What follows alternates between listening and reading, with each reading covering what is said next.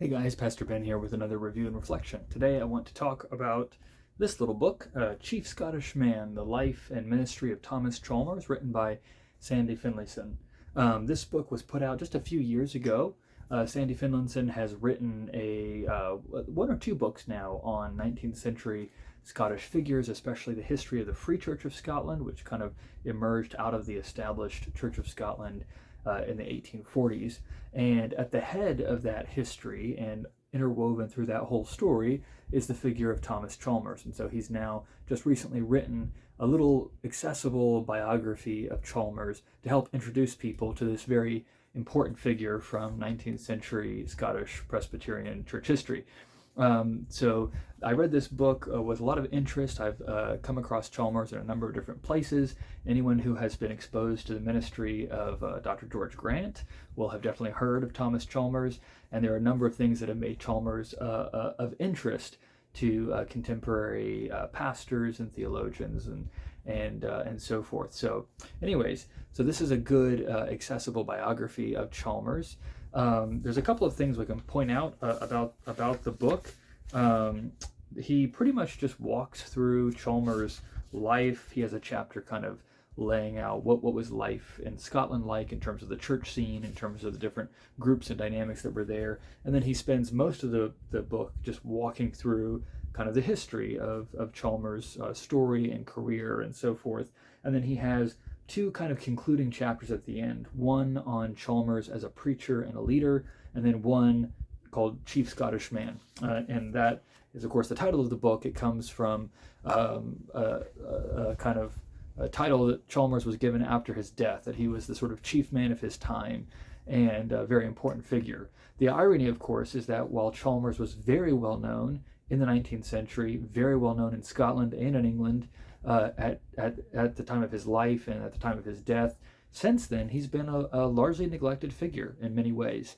And so Finlayson is trying to kind of revive a bit of interest in Chalmers, along with others who have written on Chalmers and his life. So who was Thomas Chalmers? Well, Thomas Chalmers was a Scottish Presbyterian born at the end of the 18th century. His career really spans into the 19th century. He died at the age of 67, so did not have a extremely long life, but a very, very full life. Chalmers is a fascinating figure, partially because from really very early days, he was marked out as having a superior intellect, a very gifted man, very forceful man, very good communicator and teacher. And early on, Chalmers was really convinced that his calling was to be an academic, and he wanted to make his mark on the world, make his mark on society by being this accomplished and influential person. He grew up in the church. He grew up actually in a very pious evangelical family, but he was not himself converted until actually when he was in his 20s. So it's a very interesting, kind of story. At the time in the Church of Scotland, you had kind of two main parties within the church. And there's a lot of overlap here, but just speaking broadly, you had the evangelical party, which was very much convinced of the necessity of preaching the gospel, experiential religion, the necessity of conversion and change, the impetus for missions and social activism. A lot of the things that we would kind of associate with evangelicalism at its best was present in the Church of Scotland. But along with that was a more moderate wing. And some of those were men who may have been very orthodox in their theology, but didn't have all the same animating features of the evangelical wing. But there were also some, partially because the Church of Scotland was the established church, there were a number of men, a number of ministers even, who were pastors in the church, but they really didn't see their calling as being preaching the gospel. They didn't really see what Scotland needed as being conversion as much as it was improvement in different areas. And so oftentimes those ministers would focus their sermons on just kind of teaching good virtues, how to be a civil person, how to be a respectful person, how to be a kind person, and it's really just kind of about self-improvement, behaving well. But the idea of sin was not very prominent. The need for salvation was not really emphasized. It was mostly just helping people to live orderly lives. And the church was kind of this glue that could hold the community together. That's kind of the idea. And even though Chalmers grew up in a more evangelical household, partially because early on he was really fixated on his own achievement he really drifted into more of the moderate stream. And that actually continued after he became a pastor. He went to university, did well, studied different things. His real animating passion was more mathematics, moral philosophy, things like that.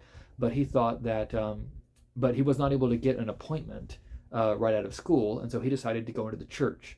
And he really did not give a lot of focus to his ministry. He didn't see it as being very important. He saw it as being kind of stifling, not very stimulating for someone of his intellect.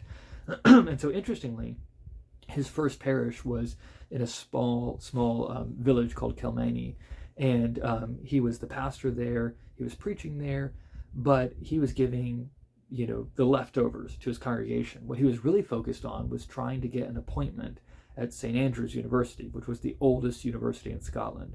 So even though his call was to serve this parish, initially in his ministry, he was spending like 5 days a week in St. Andrews trying to offer these lectures, trying to kind of get in good with the administration so that he could become this big professor in his mind. And he would usually start working on his Sunday sermons on either Saturday night or Sunday morning early. So you can just tell this is not really the focus for him. In fact, it was such a problem early on that his presbytery, somebody drafted a motion to say we should reprove Thomas Chalmers for not giving enough attention to his duties. And that was sustained and passed by the presbytery. And this gives a really good insight into his character, especially as an unconverted man. Chalmers responded by basically defying the whole presbytery and saying, everyone's happy with what I'm doing. I'm giving all the attention that's needed. You're just picking on me, and I know I'm right and you're wrong. And that kind of captures something of Thomas Chalmers. Later in life, as a converted man, he has this very definite drive. He has the vision. That's a real strength. But it gets overused and can become a weakness. And you see that especially before his conversion.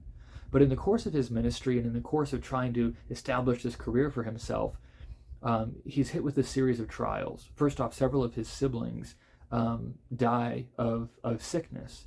And then he comes down with the same sickness with which his siblings died. And he had a pretty sustained illness.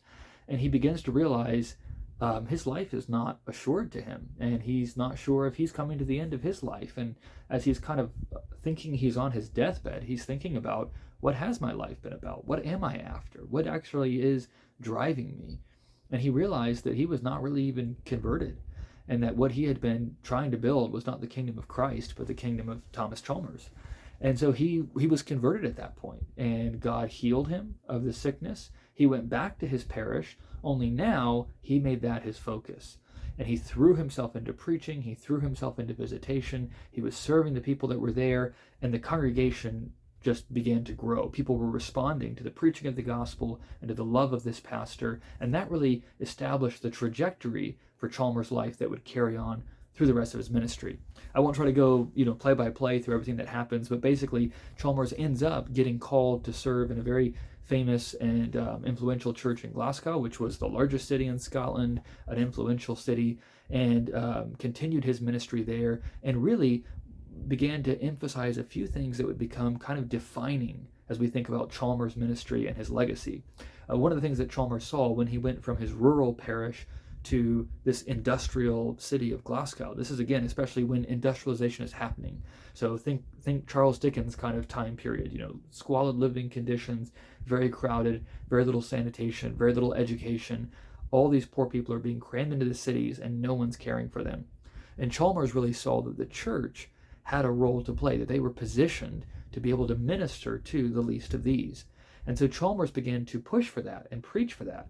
And one of the things that also defined Chalmers, not only was he a gifted intellect, not only was he a skilled preacher, but he was also a very good organizer, very administrative, very much able to both have the vision and then also to inspire others to carry out that vision. So he began to train up elders and deacons. He began to train up lay leaders who would go and visit people in their homes, who would start Sunday schools, who would start hospitals and work with the poor. They broke up the whole city, the whole area into different districts and parishes and things. And so he had this whole system to make sure that people were meeting with those who were in need, that they were communicating the gospel to them, that they were finding out about needs, planting churches, all of this. And that became a really defining thing for him in his ministry, and something that he tried to see replicated in other places.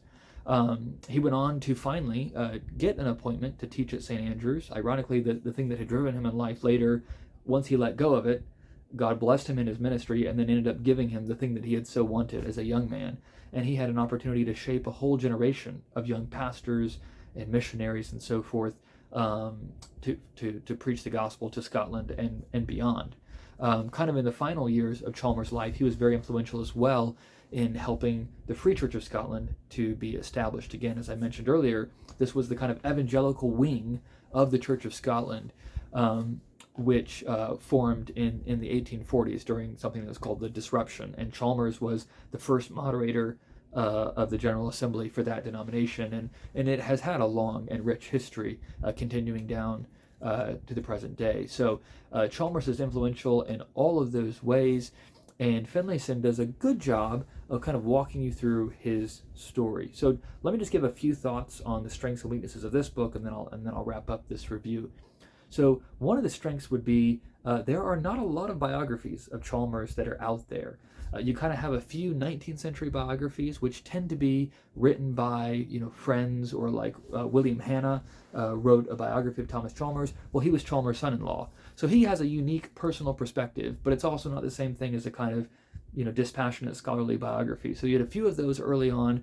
There's one or two biographies that have been written in the last 30 or 40 years, but there isn't a lot of material. When you think about the number of biographies that have been written about someone like Spurgeon, for example, someone like Chalmers, who was a very influential figure in Scotland, has very little material. So this is a good contribution just by virtue of its existing, right? It's a faithful account of Chalmers' life. It introduces you to the man. It introduces you to his influence and his legacy. And I would say one of the compliments I would have of the book is, once I finished reading it, I wanted to read more about Chalmers, about his life, about his legacy.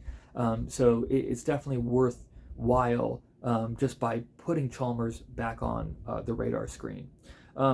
However, there's a couple of other things that I think are worth saying about this book. One thing is that while he is very much wanting to kind of revive an interest in Chalmers and introduce people to Chalmers, he's not just a kind of apologist for Chalmers. He doesn't treat him as this kind of saintly figure with no struggles or warts or challenges.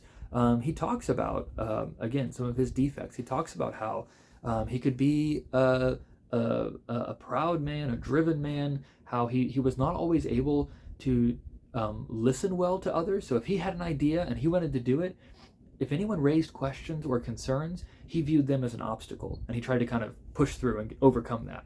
Well, that allowed him to do a lot of things, right? But it also meant that he would kind of hit people with friendly fire sometimes, right? Rather than saying, okay, maybe there's a criticism here that I need to hear, or maybe there's a friend that I need to win, he would just see this is an obstacle to something that needs to happen, and I need to remove the obstacle, right? And so Finlayson displays a good kind of sensitivity to wanting to, portray Chalmers, warts and all. He also at least raises the question of, Chalmers is kind of defined by, in his legacy and in his own mind, this parish ministry model and wanting to minister to the poor and all of those things. But some have questioned, how successful was that? And is that a model that we can duplicate today or not? Some who are big fans of Chalmers will want to say, yes, it was very successful then, and it can be just as successful now. Others would kind of cast doubt on that. Finlayson at least raises that question. However, there's a couple of things that were a little frustrating to me about the book. One kind of being on this note. So he raises that question of sort of saying, well, some people say it was really successful, influential, some people weren't. You think it wasn't. But he doesn't go through the arguments on either side. And he kind of gives us his verdict. He says, well, it wasn't as successful as Chalmers thought it was, but it's not as unsuccessful as some people today think it was. And I go, okay, that's good to know what you think, but why do you think that? And what should I think about this? So it didn't give me the information that I was curious to have about how to assess those things. So I felt a little odd to kind of raise that, but not really delve into it. And that was something that popped up a couple of times in this book. I know it's a very small book. It's like 160 pages. So he's not writing, the definitive biography. So maybe that just needs to kind of factor in to what you expect. But there were a number of times where I felt like it would have been more powerful or compelling to not just tell us something about Chalmers, but to show us something about Chalmers. So, for example, he talks about how with his daughters, Chalmers was very witty and affectionate, and would joke and things with his daughters. And he just sort of states that. And I just think, well, it would have been great to have, 2 or 3 quotations, just like bringing us into that. Let us see the correspondence. What did that look like? So there were a number of points where I felt like a really top-notch biography might have kind of given us some more primary source stuff to think through those things.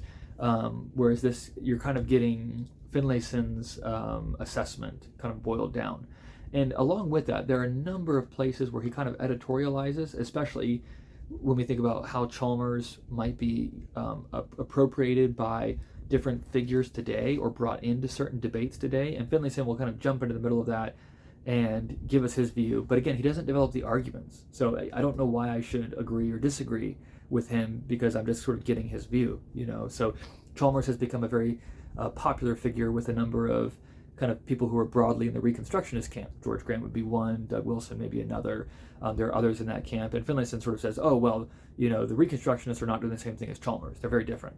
But he doesn't tell us why, And so I felt like if I was a Reconstructionist, which I'm not, but if I was a Reconstructionist reading this book, I would have been a head-scratching moment of, okay, you're just asserting it, you're not proving it. So there were a few points where that happened. And I will just say overall, this is a solid biography.